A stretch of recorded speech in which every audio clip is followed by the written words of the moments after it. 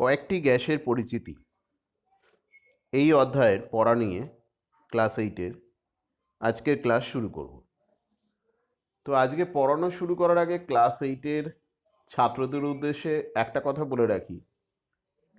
এবছর এই পরিস্থিতির মধ্য দিয়ে বিভিন্ন সমস্যার মধ্য দিয়ে আমরা যাওয়ার কারণে পড়াশোনাতে অবশ্যই বিঘ্ন হয়েছে। স্কুল দীর্ঘদিন আমাদের বন্ধ আছে। শুধু একটা ছোট কথা বলবো, ক্লাস 9-এ পড়ার তাড়াহুড়ো করে শুরু করার কোনো প্রয়োজন নেই। হাতে প্রচুর সময় পাবে। যারা যারা এটা মনে করেছো যে ক্লাস 8-এর আমাদের পরীক্ষা হবে না, সুতরাং এ পড়া পড়ে আর কি হবে, কিন্তু তারা একটু মনে রেখো, ক্লাস 10 পর্যন্ত আমরা যা শিখি বিভিন্ন ধরনের সাবজেক্ট, 11-12 থেকে আমরা বিভিন্ন দিকে চলে যাব, সব সাবজেক্ট আর পড়ার সুযোগ পাবো না। তো আমাদের এই ক্লাস 10 পর্যন্ত শেখা সাধারণ জ্ঞান সারা জীবন কাজে লাগে। এমনকি চাকরির বিভিন্ন পরীক্ষাতে, কম্পিটিটিভ পরীক্ষাতেও এই ধারণা আমাদের সারা জীবন রয়েছে। আলাদা করে সুযোগ সবসময় পাওয়া যায় না সমস্ত বিষয়গুলো পড়ার জন্য। তার মানে পরীক্ষার জন্য শুধুমাত্র এই ক্লাস 10 পর্যন্ত পড়াশোনাটা নয়, ক্লাস 9 এবং 10-এর যা সিলেবাস তার জন্য যথেষ্ট সময় দেওয়া থাকে। এরকম কোনো প্রয়োজন নেই যে খুব তাড়াহুড়ো করে আমাকে ক্লাস 10-এ পড়া শুরু করতে হবে বা 9-এর পড়া শুরু করতে হবে। বরঞ্চ তার আগে ডিসেম্বর মাসটা ব্যয় করে নাও ক্লাস 8-এ তুমি যেগুলো বাদ দিয়ে এসছো, বা যদি হালকাভাবে নাও তো সেগুলোকে আর একবার রিভাইজ করো কোশ্চেন ব্যাংক থেকে। যেগুলো পড়া বাকি আছে আমি চেষ্টা করছি সেগুলো যাতে করিয়ে দেওয়া যায়, তবেই ক্লাস 9 শুরু করবে। তো শুরু করছি আজকে পড়া। দেখো, কয়েকটি গ্যাসের পরিচিতি। এই অধ্যায়ে আমরা কয়েকটা গ্যাসের বৈশিষ্ট্য, ধর্ম, আমাদের জীবনে তাদের প্রয়োজনীয়তা, বিভিন্ন পরীক্ষাগারে প্রয়োজনীয়তা, প্রাত্যহিক জীবনে কি কাজে লাগে, শিল্পক্ষেত্রে কি কাজে লাগে, কি করে তাদের ল্যাবেতে প্রস্তুত করা হবে, এই বিষয়গুলো সম্পর্কে একটা প্রাথমিক ধারণা আমরা এখানে পেতে থাকবো। তো এগুলো পড়ে তৈরি করবে। গোটা চ্যাপ্টারটা শেষ হলে যেমন আলোর চ্যাপ্টারের ক্ষেত্রে পরীক্ষা নেওয়া আছে, আমি এখানে পরীক্ষা নেব। তো আসি চ্যাপ্টারের ভেতরে, আস্তে আস্তে আমরা প্রবেশ করছি। প্রথমেই আমরা যেদিকে নজর দেবো, মূলত এখানে রসায়নের পরীক্ষাগারের জন্য, কেমিস্ট্রি ল্যাবের জন্য বিভিন্ন ব্যবহৃত যন্ত্রপাতি। কারণ কয়েকটি গ্যাসের পরিচিতি যদি চ্যাপ্টারের নাম হয়, তার মানে সেখানে কয়েকটা গ্যাসের প্রস্তুতিও থাকবে। আর সেই প্রস্তুতি করতে গেলে, গ্যাসগুলোকে শনাক্তকরণ করতে গেলে, গ্যাসগুলোকে মিশিয়ে বা অন্য কারোর সাথে বিক্রিয়া পর্যবেক্ষণ করতে গেলে তো আমাকে বিভিন্ন যন্ত্রপাতি সম্পর্কে জানতে হবে, যা মূলত হচ্ছে রসায়নাগারে ব্যবহার করা হয়। তো আমাদের বইয়ের ঠিক সিলেবাস অনুযায়ী আমি পরপর এগোবো। আমরা প্রথমেই দেখে নেব যে কোন কোন যন্ত্রাদির সঙ্গে আমাদের পরিচয় হতে হবে এই চ্যাপ্টার সম্পর্কে জানতে বা শিখতে গেলে। একেবারে আমাদের বইয়ের সিরিয়াল অনুযায়ী যেভাবে বলা হয়েছে আমি চেষ্টা করেছি সেইভাবে বলার। তোমরা জানো, ক্লিনিক্যাল থার্মোমিটার বা ডাক্তারি থার্মোমিটার যেমন আছে, পাশাপাশি আরও অনেক ধরনের থার্মোমিটার আছে যাদেরকে ল্যাবে ব্যবহার করা হয়।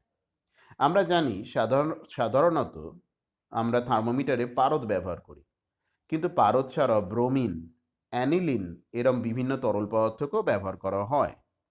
এমনটা নয় শুধুমাত্র একটা নির্দিষ্ট টেম্পারেচার 110 ডিগ্রি ফারেনহাইট পর্যন্তই মাপার জন্য ক্লিনিক্যাল থার্মোমিটার যেমন ব্যবহার করা হয়, সব থার্মোমিটার তা নয়। কিন্তু আমাদের দেহের উষ্ণতা মাপার জন্য যে থার্মোমিটার ব্যবহার করি তার স্কেলটা করা থাকে ফারেনহাইটে, এটার সঙ্গে আমরা পরিচিত। কিন্তু ল্যাবে যেটা ব্যবহার করা হয় সাধারণত এটা করা থাকে ডিগ্রি সেন্টিগ্রেডে। যেখানে যে পরীক্ষাগারে ফুটন্ত জলের টেম্পারেচার পর্যন্ত লাগবে বা তার কম টেম্পারেচার পর্যন্ত লাগবে, সেক্ষেত্রে আমরা ব্যবহার করব বিভিন্ন ধরনের, দেখতে এগুলো লম্বায় বেশ হয়, 1 ফুট মতো তো হয়, ফুট খানেকের মতো হয়। পুরো ছবিটা এখানে আমি দেখাতে পারিনি, একসাথে এক একটার জন্য স্লাইড ব্যবহার করেছি, বিভিন্ন রকমের দেখতে হয়। রুম টেম্পারেচার মাপার জন্য ছবিটা এখানে আড়াআড়ি করে রাখা আছে, এইটা ব্যবহার করা হয়। এর একদিকে যেমন সেলসিয়াস করা আছে, একদিকে ফারেনহাইট। যে কোনো বিজ্ঞানের ল্যাবে, জিওগ্রাফির ল্যাবেতে আমরা কি করি, এরকমভাবে এটা দেয়ালে টাঙানো থাকে।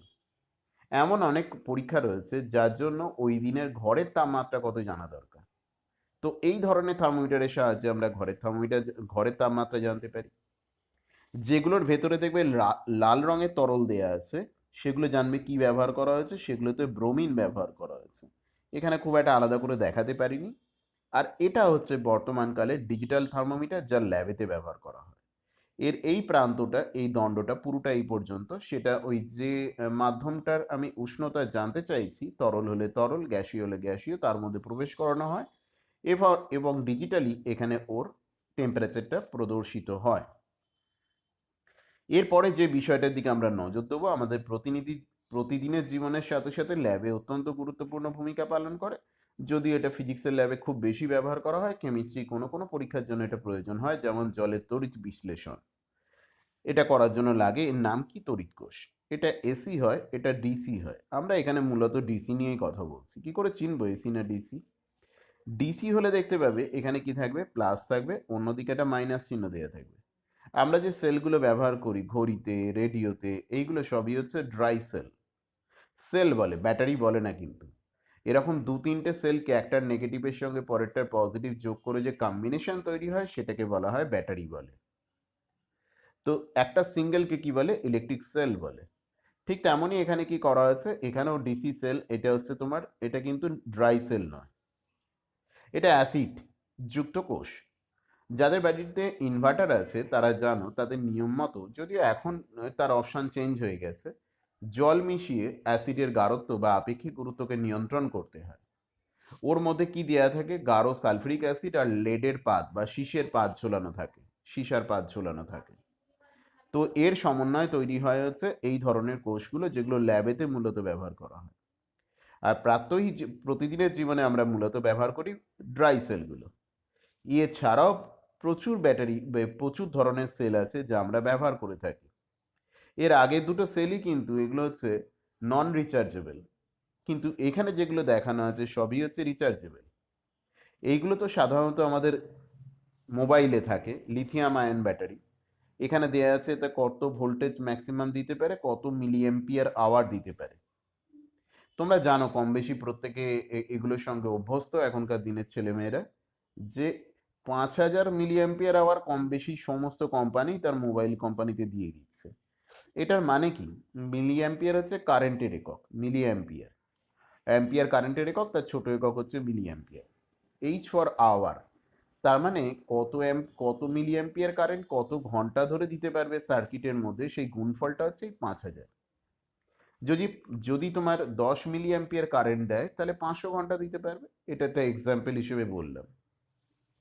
তার মানে ওকে যখন আমি পূর্ণ আহিত করেছি, ম্যাক্সিমাম এতটাও সংগ্রহ করে রাখতে পারে, ওর এফিসিয়েন্সি হচ্ছে এইটা। এইগুলো বিভিন্ন, আমরা এখন বর্তমানে ক্যামেরা তো এটা ব্যবহার করা হয়। এগুলো সহজে ডিসচার্জ হয় না, ঠান্ডার জায়গায় বিশেষ করে। এগুলো সবই হচ্ছে রিচার্জেবল সেল হিসেবে দেখা হচ্ছে, সবই কিন্তু ডিসি সেল, একদিকে প্লাস দেওয়া আছে একদিকে মাইনাস দেওয়া আছে। এবার এটা আমরা যা দেখবো, এটা মূলত হচ্ছে আমাদের পদার্থবিদ্যার ল্যাবের জন্য দরকার হলো, রসায়নের ল্যাবের জন্য লাগে। গুটি কত জিনিস দেখানো হয়েছে, যার মধ্যে মূলত ম্যাক্সিমাম হচ্ছে রসায়নগারের। এরপরে যা কিছু পাবে সবই হচ্ছে রসায়নগারের জন্য। তো বলছি কি, দেখো এখানে প্রথমে যেটা আছে, এটাকে বলে সিঙ্গেল ওয়ে কি। মানে কোনো সার্কিটের এখানে এই যে কালো নবটা দেখতে পাচ্ছ, এটা যদি তুলে নেওয়া হয় তাহলে সুইচ অফ হয়ে গেল। আর যদি এটা বসিয়ে দেওয়া হয় তখন সুইচটা অন হলো, কানেকশন তৈরি হলো।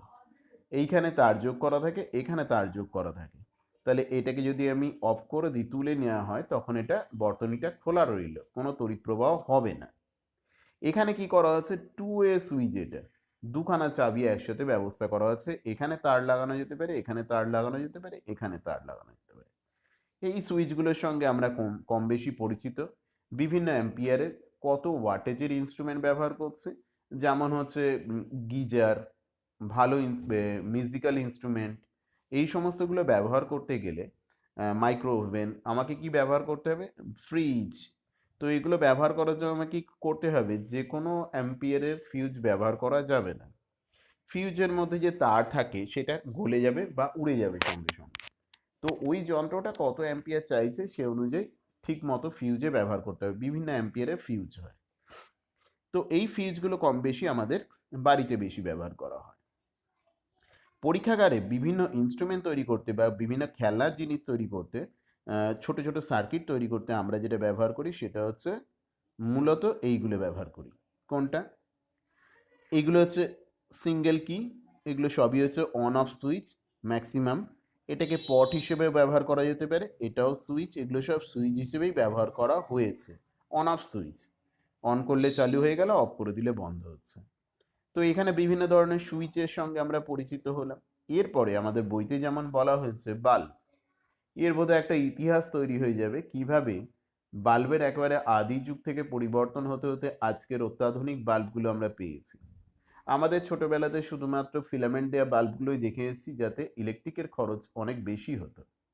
100 ওয়াটের একটা ল্যাম্প যে আলো দিতে পারতো, ফিলামেন্ট দেওয়া ল্যাম্প, প্রথম হচ্ছে সিএফএল, পরে এলইডি আসার পরে এখন এলইডি 10-15 ওয়াটের ল্যাম্প সেই সমান পরিমাণ আলো দিয়ে দেয়। তো এখন অত্যাধুনিক ক্ষেত্রে হচ্ছে এলইডি, লাইট এমিটিং ডায়োড। এটা হচ্ছে ক্লাসিক, অর্থাৎ ফিলামেন্ট দেয়া। তো পরবর্তী ক্ষেত্রে এগুলো বিভিন্নভাবে চেঞ্জ হতে হতে গেছে। কিভাবে পেয়েছি, বিভিন্ন ধরনের এলইডি ল্যাম্প, সিএফএল, এগুলো সিএফএল আছে, এর পরিবর্তন হয়ে চলেছে, ক্লাসিক ল্যাম্পগুলো থেকে পরিবর্তন হয়ে চলেছে। শুধু তাই নয়, বিভিন্ন ক্ষেত্রে ব্যবহার করা, কোনো ছবিতে আলো দেখানোর জন্য, স্টেজে আলো ফেলার জন্য, বিভিন্ন ক্ষেত্রে বিভিন্ন রকম বাল্বের ব্যবহার দেখানো আছে এখানে। এই যন্ত্রটা হচ্ছে আমাদের রসায়নজ্ঞানের অত্যন্ত প্রয়োজনীয় একটা যন্ত্র। একে রাসায়নিক তুলে যন্ত্র বলে। আমাদের ফিজিক্সের ল্যাবে যেটা ব্যবহার করা হয় সেটাকে সাধারণ তুলে যন্ত্র বলে। তো সোনার দোকানে আগেকার দিনে এটা ব্যবহার করা হতো, সূক্ষ্ম পরিমাপের জন্য ব্যবহার করা হয়। একটা রাসায়নিক দ্রব্যের সঙ্গে আরেকটা রাসায়নিক দ্রব্যের পরীক্ষার ফলাফল আমার ইকুয়েশন থেকে, বই থেকে মুখস্থ আছে, কিন্তু এটা কখনোই সত্যি নয়। তুমি যখন হাতে নাতে করতে গেলে দেখলে এর সঠিক রেজাল্ট পাচ্ছি না, তো তার মানে বইতে ভুল লেখা আছে, ব্যাপারটা তা নয়। তাত্ত্বিক আর বাস্তবের মধ্যে প্রচুর অমিল থাকে, সেগুলো তোমায় করে করে অভ্যাস করতে হবে। যা বইতে লেখা আছে তা তুমি ল্যাবে করতে গেলে সবসময় পাবে না। তার জন্য তোমাকে অনেক সতর্কতা অবলম্বন করতে হবে। সতর্কতার মধ্যে অন্যতম কি হচ্ছে, অন্যতম হচ্ছে এই সূক্ষ্ম অনুপাত, যে ওজন অনুপাতে আমি দ্রব্যগুলোকে মেশাবো, তার জন্য এখানে ওজন করা হয়।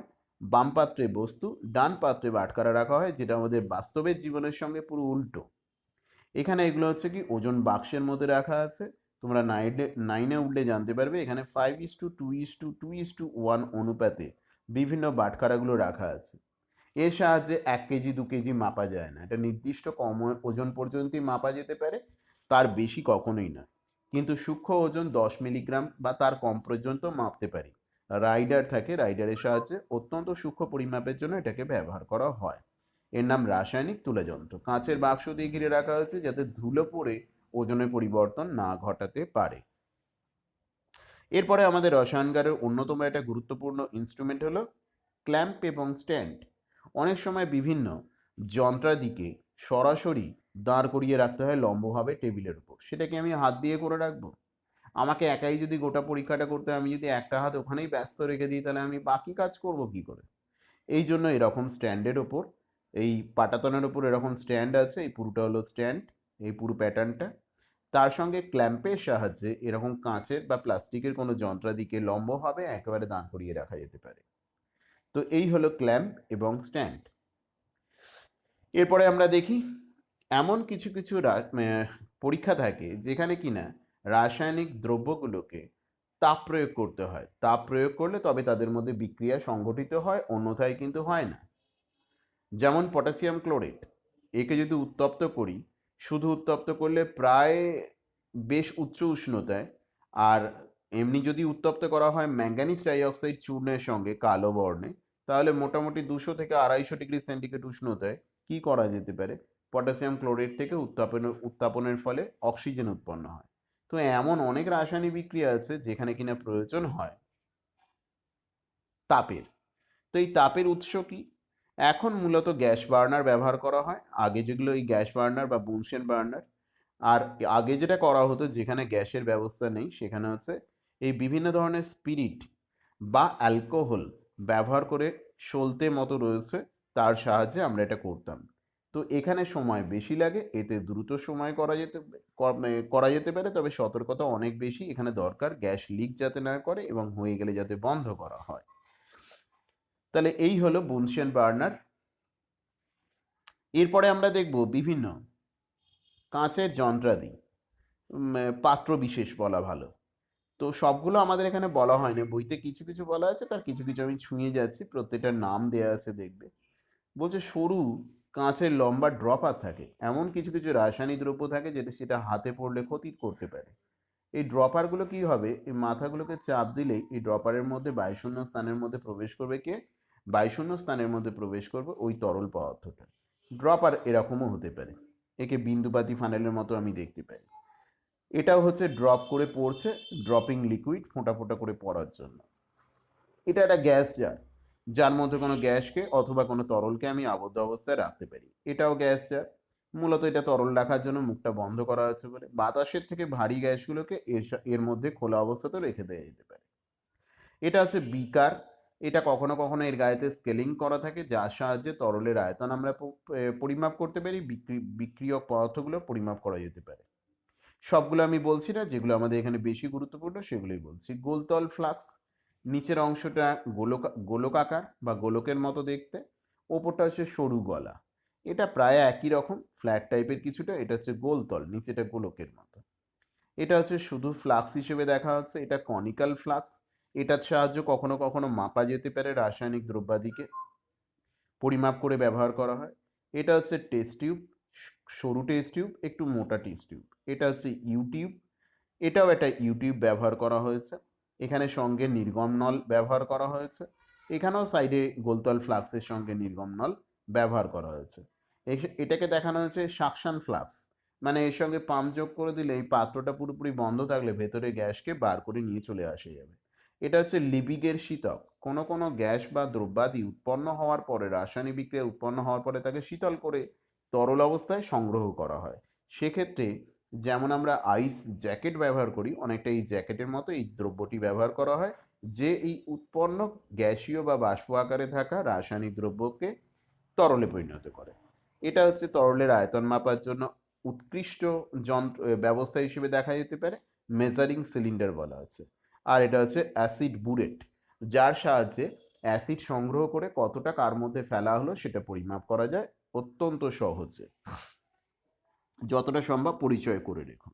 এবার যখন কোনো আমরা রাসায়নিক দ্রব্যকে কোনো পাত্রে রেখে উত্তপ্ত করছি, উত্তপ্ত করার সময় একটা ত্রিপদ স্ট্যান্ড ব্যবহার করা হয়, যার 3টে পা থাকে, মাঝখানটা ফাঁকা আছে।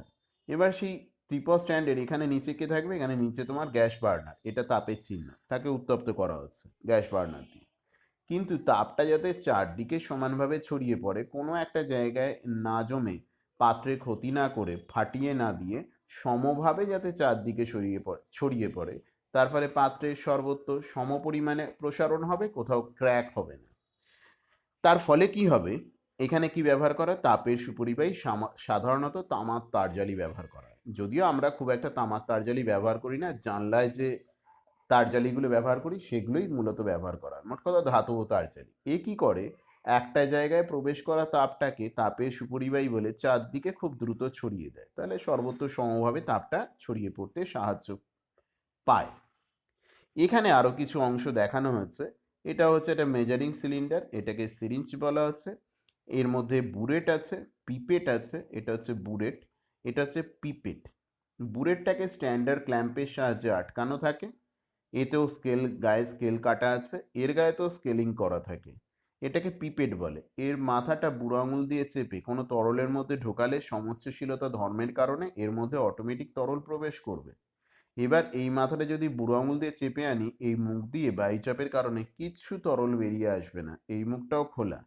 তাহলে আমি অ্যাসিডকে তো অন্য কোনোভাবে অন্য কিছু প্লাস্টিক বা অন্য কিছু দিয়ে সরানো যেতে পারে না, কাঁচ গলে না অ্যাসিডের স্পর্শে। তার মানে এই কাঁচের আমি কি করলাম, পিপেটের অ্যাসিডের মধ্যে পিপেটটাকে প্রবেশ করানো হয়েছে বা ক্ষারের মধ্যে প্রবেশ করানো হয়েছে, কিছুটা এতে উঠে গেছে। এবার এই অংশটা বুড়ো আঙুল দিয়ে খোলা মুখটা চেপে ধরলাম, যার ফলে কি হবে, নিচের বায়ু ওকে উপরের দিকে ঠেলে রাখবে, তরলের ওজন নিচের দিকে ব্যালেন্স হয়ে যাবে, এবং এই মুখটা খোলা থাকলেও এখান দিয়ে সরু মুখ দিয়েও কখনোই তরল বেরিয়ে আসবে না। সরু মুখ, চওড়া মুখ হলে হবে না, তরল বেরিয়ে চলে আসবে না। যার ফল হিসেবে কি হবে, এটাকে আমি যে জায়গায় নিয়ে দিয়েছি সেই জায়গায় নিয়ে গিয়ে বুড়ো আঙুলটা সরিয়ে নিলে সঙ্গে সঙ্গে এখান থেকে ওই তরলটা যে উপযুক্ত পাত্র সেই পাত্রে গিয়ে পড়বে। এটাকে বলা হচ্ছে ভলিউমেট্রিক ফ্লাক্স, এখানেও স্কেলিং করা থাকে। এর সাহায্যে কতটা তরল আছে তাকে পরিমাপ করা যায়, আর ওজন করতেও এর ব্যবস্থা ব্যবহার করা হয়, এই ব্যবস্থাটা ব্যবহার করা হয়। তো এর সামনে আমাদের যেটা রয়েছে, হেডিংটা চাপা পড়ে গেছে, খেয়াল করা হয় না আমার। এটা হচ্ছে ফিল্টার পেপার। ফিল্টার পেপার, এই ফিল্টার পেপারে কি করা হয়, কোনো তরলের মধ্যে অদ্রাব্য কঠিন পদার্থ মিশে আছে, তাকে ওই তরল থেকে আলাদা করার জন্য কি করা হয়, একটা ফানেলের মধ্যে এই রকম ভাঁজ করে মাঝখানটা ফাঁকা করে তার মধ্যে ঢেলে দেওয়া হয় তরলটাকে। তার ফলে তরলটা পরিশ্রুত হয়ে নিচে শুধু ছেঁকে আলাদা হয়ে যাবে, কিন্তু কঠিন পদার্থের অদ্রাব্য কণাগুলো যেগুলো ছিল তরলের মধ্যে তারা কিন্তু এই ফিল্টার পেপারটা ক্রস করতে পারে না। তো এই হলো ফিল্টার পেপারের কাজ। আমরা এবার আসছি, সরাসরি চ্যাপ্টারের মধ্যে প্রবেশ করছি। যেটা আমাদের প্রথমে আলোচনা করা হয়েছে যে গ্যাসটাকে নিয়ে, সেটা হচ্ছে অক্সিজেন। আমাদের বইতে যেভাবে যেমন বলা হয়েছে সেই তথ্যগুলোই মূলত আমি তুলে ধরে এগোবার চেষ্টা করেছি। উঁচু ক্লাসে উঠলে আমরা আরও ডিটেলসে পড়তে পারবো, সেগুলো আলাদা বিষয়। তো আমি চেষ্টা করেছি আমাদের সিলেবাস অনুযায়ী পরপর ধাপে ধাপে সে অনুযায়ী এগাবার। তো বই ভালো করে পড়বে, আমি এখানে শুধুমাত্র কিছু রাসায়নিক বিক্রিয়া বা বোঝানোর অংশটার দিকেই আমি নজর দিয়েছি। বইতে ভালো করে রিডিং দেবে, খুঁটিয়ে খুঁটিয়ে বিষয়গুলো পড়বে, তবে ছোট প্রশ্ন বা বড় প্রশ্ন দুটোরই উত্তর করতে পারবে। তো প্রথম লাইনে একটা আমার বাংলায় টাইপের ক্ষেত্রে একটা ভুল আছে, খেয়াল করা হয় না। নিচের লাইন থেকে ঠিক আছে, এটা এই মুহূর্তে আমি কারেকশনের জন্য আর বন্ধ করছি না, বলে দিচ্ছি মুখে, খেয়াল করে রাখবে।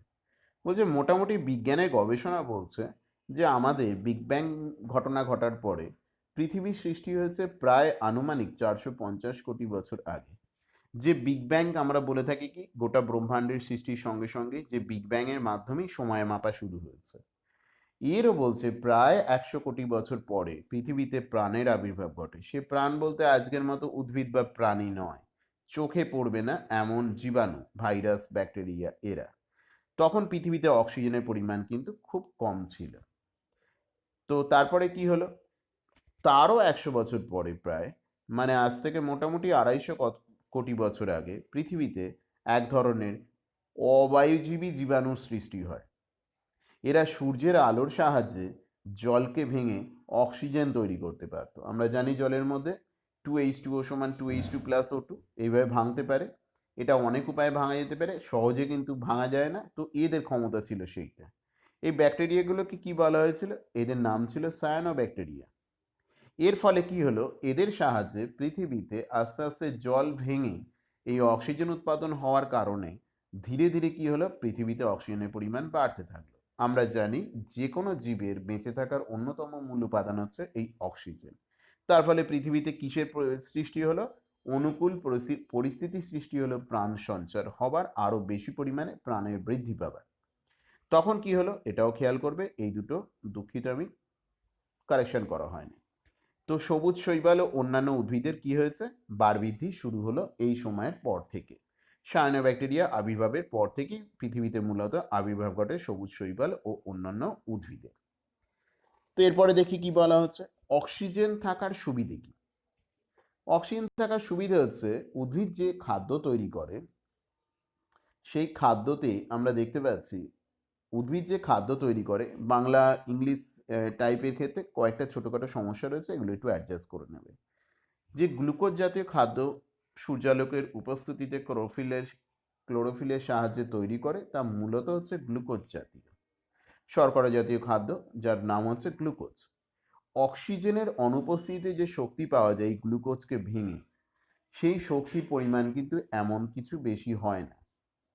কিন্তু যদি আমরা অক্সিজেনের উপস্থিতিতে এই গ্লুকোজের দহন ঘটানো হয়, তার ফলে কোষে যে শক্তি উৎপন্ন হবে সেটা উদ্ভিদ এবং পরোক্ষভাবে জীবকোষেতে প্রায় 10 থেকে 15 গুণ বেশি শক্তি পাওয়া যাবে। এই শক্তি কি করবে, আমাদের জৈবনিক জীবন চালানোর জন্য, যত দেহটাকে সজীব রাখার জন্য যত প্রক্রিয়া রয়েছে, তো এরকম প্রচুর প্রক্রিয়া রয়েছে, সংবহন প্রক্রিয়া, রেচন প্রক্রিয়া, শ্বাসক্রিয়া, শ্বসন প্রক্রিয়া, এই সমস্ত প্রক্রিয়া চালাতে গেলে যে শক্তির প্রয়োজন হয়, যে জ্বালানির প্রয়োজন হয়, তার উৎস হচ্ছে এই অক্সিজেনের উপস্থিতিতে গ্লুকোজের দহন। আর যত বেশি শক্তি পাওয়া যাবে তার ফলে কি হবে, কর্মদক্ষতা বৃদ্ধি পেতে থাকবে ও নতুন নতুন উদ্ভিদ প্রাণী তৈরি হবার সম্ভাবনা তৈরি হলো পৃথিবীতে। অক্সিজেন ছাড়া বাঁচে এমন আছে কি কেউ, বলছে অক্সিজেন একেবারেই লাগে না এরকম জীবিত প্রাণের সংখ্যা খুব কম। বলছে একেবারে নীল, মানে অক্সিজেন প্রয়োজনই হয় না, খুবই নিম্ন শ্রেণীর কিছু ব্যাকটেরিয়া বা ভাইরাস বা বিশেষ করে কিছু ব্যাকটেরিয়ার কথাই বলছি, যারা কর্দমাক্ত স্থানের একেবারে গভীরে থাকে, যেখানে কখনোই অক্সিজেন পৌঁছতে পারে না, সেই অর্থে এইরকম গুটি কতক বাদ দিয়ে এদেরকে বলে অবায়ুজীবী, অর্থাৎ অক্সিজেন ছাড়াই এরা বাঁচতে পারে। তো এদেরকে বাদ দিয়ে বাকি সবাইরই কিন্তু অক্সিজেনের প্রয়োজন হয় বেঁচে থাকার জন্য। এমনকি জলের মধ্যে যে জলচর প্রাণীরাও আছে, তাদেরও কিন্তু এই অক্সিজেনের প্রয়োজন হয়। যে স্থানে জলের মধ্যে অক্সিজেনের প্রয়োজন মানে পরিমাণ কম, এরকম স্থানেও বেশ কিছু প্রাণী বেঁচে থাকতে পারে। সাধারণত 10 থেকে 14 মিলিগ্রাম/লিটার হয় আমাদের দ্রবীভূত অক্সিজেনের পরিমাণ। এমনিতেই জলের মধ্যে অক্সিজেন কম পরিমাণে দ্রবীভূত হয়। তো এখানে যে লিস্টটা দেখানো আছে, এর থেকে আমরা একটা সম্যক ধারণা পেতে পারবো কোন কোন কি ধরনের উদ্ভিদ সমুদ্রের কতটা গভীরে কতটা কম অক্সিজেনের মধ্যে তাদের জীবনযাপন করতে সক্ষম। এবার দেখা যাক অক্সিজেনের ক্ষতিকারক ভূমিকা। আসলে এটা না বললেই ভালো হতো, কিন্তু আমাদের সিলেবাস অনুযায়ী এগোতে হবে এবং জানা দরকার, মানে এটার গুরুত্ব কম্পারেটিভলি কম। ক্ষতিকারক ভূমিকা না বলে দেখতে পারি কি বলা আছে। অক্সিজেন থেকে জলের সাথে অক্সিজেনের বিক্রিয়া তৈরি হচ্ছে হাইড্রোজেন পারঅক্সাইড। এটা আসলে একটা সুপার অক্সাইড আয়ন থাকে, আমরা পরে জানতে পারবো O2- আয়ন থাকে, যা কি করে কোষের ডিএনএর ক্ষতি সাধন করতে সাহায্য করে। তাহলে এ থেকে বাঁচার উপায়, এর কি এত কিছুর পরেও তো এত বহুকোষী প্রাণীরা আমরা দিব্যি বেঁচে রয়েছে, কোনো সমস্যা হচ্ছে না, তার মানে অ্যাডাপ্টেশন ঘটেছে, অভিযোজন করে নেওয়া হয়েছে, দেহ নিজের মতো করে সাজিয়ে নিয়েছে। দেহের মধ্যে যে ক্যাটালেজ উৎসেচক থাকে, তারা কি করে হাইড্রোজেন পারঅক্সাইডকে ভেঙে দেয় জল আর অক্সিজেনে। তার মানে হাইড্রোজেন পারঅক্সাইডকে ওই সুপার অক্সাইডের আয়ন সাপ্লাই করতে বাধা দেয়, হাইড্রোজেন পারঅক্সাইডকেই রাখে না। উঁচু ক্লাসে এই ছকের সাহায্যে বিষয়টা আমরা আরো সংক্ষেপে বুঝতে পারবো। এরা হচ্ছে বিভিন্ন ধরনের উৎসেচকের আয়ন, এটা হলো উৎসেচক। তো আমরা আসি এরপরে, দেখো অক্সিজেনের প্রয়োজনীয়তা। এখানে একটা অন্তুস্তয়কার হবে, আমি দ্বিতীয়বার খেয়াল করা হয় না, দুঃখিত এই জন্য। তো বলছে অক্সিজেনের প্রয়োজনীয়তা নতুন করে আমাদের বোঝাবার কিছু নেই, কিন্তু এটা সিস্টেমের মধ্য দিয়ে ফলো করে আমাদের এগোতে হবে, তাই বলছি। দেখো, আমাদের বাঁচার জন্য প্রতিনিয়ত যে আমরা খাদ্য খাচ্ছি, সেই খাদ্যটা খাবার পরে আমরা দৈনন্দিন সমস্ত কাজ করার মানে সমস্ত কাজ বলতে আমি মানে হাতে করে কোনো কাজ করার কথা সেই অর্থে বোঝাচ্ছি না। আমি যদি বসেও থাকি কোথাও, তাহলে আমার জীবদেহটা সচল রয়েছে, হৃদস্পন্দন চলছে, শ্বাসক্রিয়া চলছে, রেচন প্রক্রিয়া চলছে, সংবহন প্রক্রিয়া চলছে। এগুলোর জন্য শক্তি প্রয়োজন হয়, বাইরের কোনো কাজ করলাম কি করলাম না সেটার কথা যাচ্ছেই না। তো খাদ্য থেকে এই যে শক্তি প্রস্তুত করার পদ্ধতি, সেটাকে বলা হচ্ছে শ্বসন, যার জন্য কিন্তু অক্সিজেন হচ্ছে অপরিহার্য। আবার বলছে অশুদ্ধ লোহাতে খুব সহজে অক্সিজেনের উপস্থিতিতে কি করে, মরচে পড়ে যায়। তো আমরা কি করব, উন্নত ইস্পাত তৈরি করা যায়, যার জন্য কিন্তু আবার অক্সিজেন লাগে। সেই উন্নত ইস্পাত কিন্তু জলীয় বাষ্প বা অক্সিজেনের সাহায্যে সহজে মরচে পড়ে না। তার মানে এই অশুদ্ধ লোহা থেকে ইস্পাত তৈরি করতে গেলেও আমাদের অক্সিজেনের প্রয়োজন হয়।